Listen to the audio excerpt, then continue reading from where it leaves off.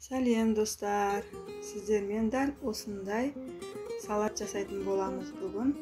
Өте оңай, әрі тез дайындалатын салат. Тарелкамызға домалақ ыдыс қойып, бірінші ең төменіне колбаса саламыз, үстіне майонез себеміз.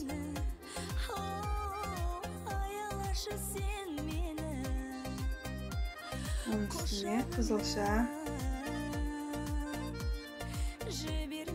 әдемілеп жайластырып, үстінен майонез жағамыз.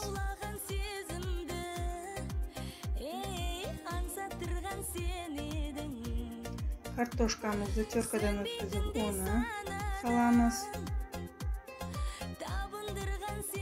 Майонез тағы да. Піскен етімізді солонка етіп турап, оны саламыз. Тағы да майонез. Үстінен сәбіз себеміз. Оны да үстінен майонез жағып, біркелкі майонез жағамыз. Ең үстіне мен жұмыртқа салдым, салатымыз әдемі көрінсін деп.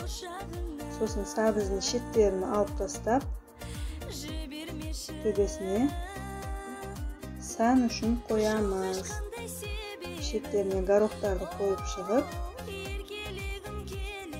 осы бір масалықпен 4 түрлі салат жасасаңыздар болады. Өте дәмді.